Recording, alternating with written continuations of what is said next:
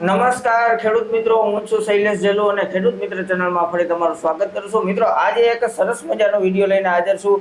કેમ કે ખેડૂત મિત્રો આજે જે ડુંગળીનું વાવેતર કરે છે, તો ડુંગળીનું બિયારણનું ઉત્પાદન કરવાનું ઘણા લોકો એવું છે કે આપણે બજારમાંથી વેચાતું લઈને રોડવી લઈએ છીએ અને આપણે ક્યારેય ઘરનું બિયારણ ઉત્પાદન નથી કરતા. તેમજ બિયારણ લેવું જોઈએ ડુંગળીનું તો કેવું લેવું જોઈએ, એના એવું અમુક મુદ્દા એવા હોય છે કે આજે આપણે બિયારણ લઈએ છીએ તો આપણે એની ડેટની ખબર નથી હોતી. માની લ્યો આજે ડુંગળીના બિયારણમાં એવી વસ્તુ બને છે કે 1 વર્ષનું બી હોય ને તો એ 90% એનો ઉગાવો આવતો હોય છે, પણ એ બીજા વર્ષનું બી હોય ને એટલે ઉગાવો સરસ આવે, 90%નો આવ્યો, પણ જેમ જેમ સમય જાય ને એમ એ બી ઉતરતું જાય છે, એટલે કે ડુંગળીનું વાવેતર પાકું થતું જાય છે. પછી આપણે અમુક લોકો કહે ને કે આપણી જમીનમાં આપણે 2 કિલોનું વાવેતર કરવું જોઈએ કે 1 કિલોનું કરવું જોઈએ, અને પછી આપણે કે અમે ઉતરી જાય છે, પણ ઉતરવાનો મેઇન મુદ્દો શું છે ને એ ખેડૂતોને ખબર નથી.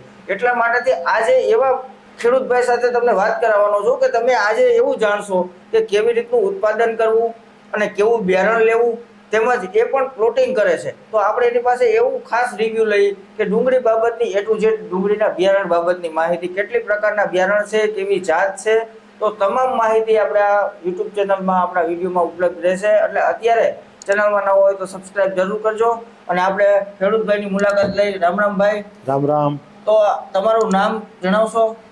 સૌ પ્રથમ તો સૌ ખેડૂતને મારા નમસ્કાર અને રામ રામ.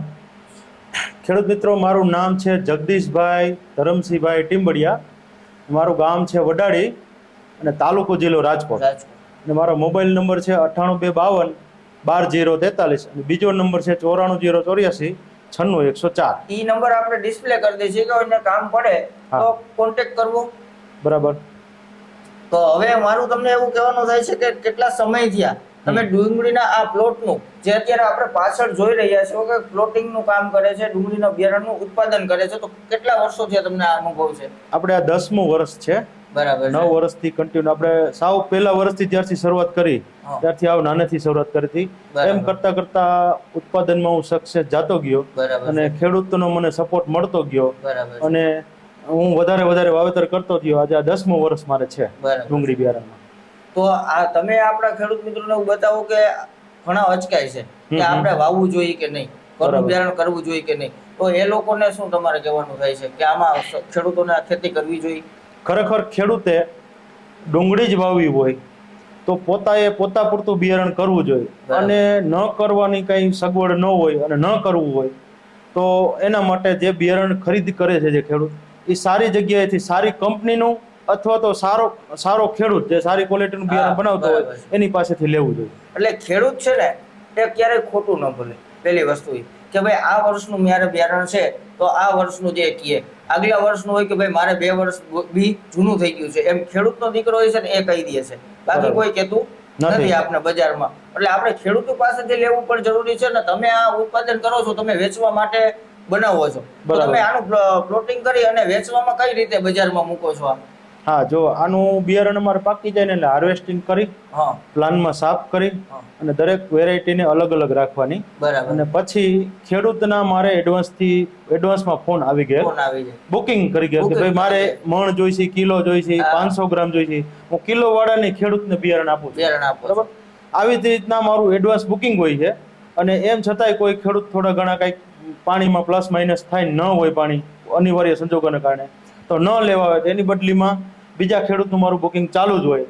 એમ છતાંય બિયારણ વધે તો હું હોલસેલના વેપારીને આપી દઉં છું. એ પણ ખૂબ સરસ વાત છે. અને આજે ઉત્પાદન કરવામાં કેટલી પ્રકારના તમે બિયારણનું તમે પ્લોટિંગ કરો છો અત્યારે?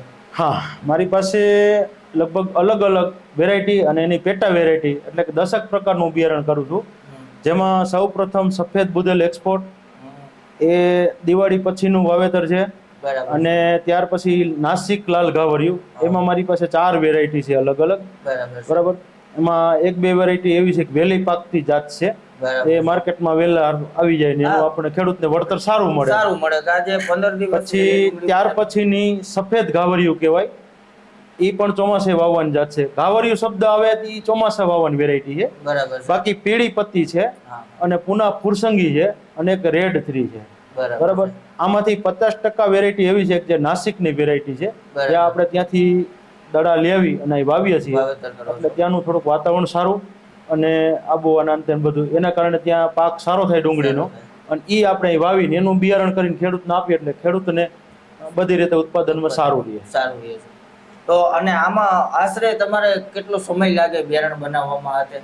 હા, હવે બિયારણની અત્યારે આપણે હાલમાં બિયારણ છે, હમ. આપણે જોઈ રહ્યા છો આ કેટલા દિવસમાં પાક તૈયાર થઈ જાય તમારો?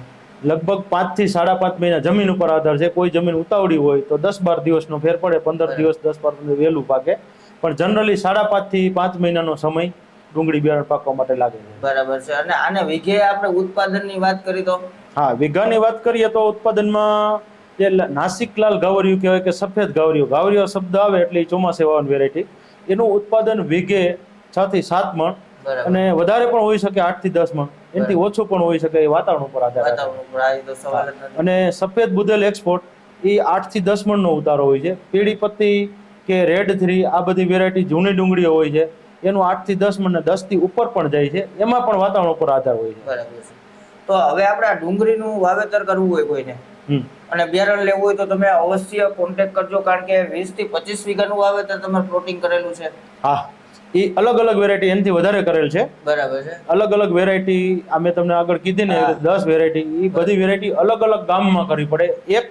એકની એક વેરાયટી એક બાજુમાં ન થઈ શકે. બરાબર છે. માની લ્યો કે અહીંયા સફેદ બુદેલ એક્સપોર્ટ આપણે વાવેતર કર્યું છે એનો પ્લોટ, તો બાજુમાં લાલ ન ચાલે. બરાબર છે. કારણ કે એ બે બી બંને મિક્સ થઈ જાય, એના માટે અલગ અલગ એરિયા આપણે પાસ કરવો પડે. બરાબર છે. એવા અલગ અલગ એરિયામાં આપણે સારા એવા પ્લોટ ઘણા બધા કર્યા છે મોટી સંખ્યામાં. તો આજે મિત્રો આપણે એવું જાણવા મળ્યું છે કે આપણે બિયારણ લેવું હોય તો ખાતરીબંધ બિયારણ આપને મળી શકે, કારણ કે મેં તમને જે પહેલા વાત કરી એમ કે બિયારણ તો આપણે બજારમાં મળી જ જાય છે, પણ ઉઈગા પછી પણ એ બળી જાય છે, એટલે કે ઉતરતું જાય છે, અમુક ટકા પાડવું થતું જાય છે. તો ખાતરીબંધ અને સારી ક્વોલિટીનું બિયારણ આપણે નજર સામે ખેડૂતભાઈ પાસેથી આપણે ખરીદી તો આપણે એમાં આ વળતર મળે છે, કેમ કે આપણે જેટલું વાવે ને એટલું આપણું પરફેક્ટ રહીએ છીએ. અને પ્લસ હવે આપણે જે એની માવજત કઈ રીતે તમે કરો છો, ડુંગળીનું બિયારણ કરવું હોય તો એના માટેથી?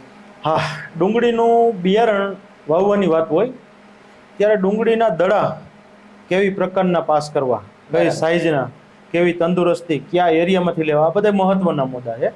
બરાબર. જેમ કે નાસિકલાલ ગવરિયાની વાત આવે ડુંગળી, તો એ હું નાસિકથી લઉં છું, કારણ કે નાસિકની થોડીક વાર પહેલા આપણે વાત થઈ એમ ત્યાંની આબોહવા સારી ને એટલે ડુંગળીનો દડો ત્યાં સારો થાય. એ જ વેરાયટી આપણે લઈને વાવી છે. સફેદ બુદેલ એક્સપોર્ટ હોય તો આપણે મહુવામાં ડુંગર ગામ છે અથવા મહુવા આસપાસનો ઇલાકો, એ સફેદ ડુંગળી માટે સારી વેરાયટી ત્યાંથી લઈને આપણે વાવી છીએ. અને એની સારવારની વાત કરીએ તો વાવણીની મેં હમણાં વાત કરી. સારવારમાં એક જ વસ્તુ મહત્વની છે કે એમાં જ્યાં સુધી ડુંગળીના મોગરા આપણે વાવેતર કરીએ અને એમાં એક બટન આવે, ઉપર બટન આવે ત્યાં સુધી આપણે પેસ્ટિસાઇડ દવાનો ઉપયોગ કરી શકીએ. એના પછી આપણે જો દવાનો ઉપયોગ કરીએ તો આપણી મધમાખી જે આવવાની છે એ ન આવે એટલે આપણું જે ફ્લાવરિંગનું કામ છે એ નિષ્ફળ જાય, અને એના કારણે પાક આપણો ફેલ જાય અથવા તો ઓછો થાય, આપણને નુકસાન થાય. એટલે એક ખાસ કાળજી એ લેવાની છે. બાકી તો જમીનના તો જમીન લગભગ કાળી જમીનને વધારે અનુકૂળ આવે છે. પાણીની પકડ કરે, ભેજવાળી જમીન હોય એ વધારે અનુકૂળ. મીઠું પાણી, મોરું પાણી? હા, મીઠું પાણી વધારે સારું. મોરા પાણીમાં થાય છે પણ એટલું બધું સક્સેસ જાતું નથી. કેનાલનું પાણી હોય, કુવાનું પાણી હોય, બોરનું પણ મીઠું પાણી હોય, મીઠા પાણીથી ટૂંકમાં રિઝલ્ટ સારું. આપણે આ કી તારીખમાં વાવેતર કરેલું, અત્યારે જે આપણે પ્લોટિંગ જોઈ રહ્યા છીએ એ કયા તારીખમાં વાવેતર કરેલું હતું? એ આપણે 15/11 થી લઈ અને 15/12 ની વચ્ચે ગમે ત્યારે આપણે વાવેતર કરી શકીએ. હવે એમાં થોડુંક મોડું કરીએ તો વધારે સારું. મોડું કરવાથી આપણને એક જ ફાયદો મળે કે પાછળના દિવસોમાં ગરમીના દિવસો ફ્લાવરિંગમાં આવે, ફ્લાવરિંગના સમયે મધમાખી આવી જરૂરી છે. મધમાખી ગરમીના દિવસોમાં વધારે આવે, અને મધમાખી આવે એટલે ફ્લાવરિંગ વધારે થાય અને વધારે બિયારણનું ઉત્પાદન થાય. તો આપને ખૂબ ધન્યવાદ, તમારો ખૂબ ખૂબ આભાર. આપણે આજે એવું સરસ મજાનું ખેડૂત મિત્રોએ વાત કરેલી છે કે ભાઈ આ કેવી રીતનું ઉત્પાદન કરવું. આ એક વસ્તુ મામૂલી ન સમજતા, કેમ કે બહુ મહત્વની વસ્તુ છે. તમને આજે એક થિયરી બતાવવામાં આવી છે કે ભાઈ ડુંગળીનું આપણે આવી રીતનું બિયારણનું ઉત્પાદન કરવું હોય, આપણે ઘર માટે કરવું હોય તો એક સરળ ભાષામાં અને સરળ રીતે આપણે સમજાવવામાં આવ્યા છે. જો આ રીતે આપણે ખેડૂતોને ટેકા લઈને મદદથી એકબીજા ખેતી કરશું તો આગળના સમયમાં કાંઈક વધારો થશે અને આગળ જશું, એ મારું અનુભવ કહેવામાં આવે છે. અને અત્યારે આ વિડીયો લાંબો ન થાય એટલા માટે આપણે વિડીયોને અહીંયા પૂર્ણ વિરામ આપી છીએ. આગલા નવા વિડીયોમાં કંઈક નવીન લે આવશે તો આપણે મળશું, ફરી મુલાકાત લેશું. તો હવે આ વિડીયો પૂર્ણ વિરામ આપે છે. જય જવાન જય કિસાન, ભારત માતા કી જય.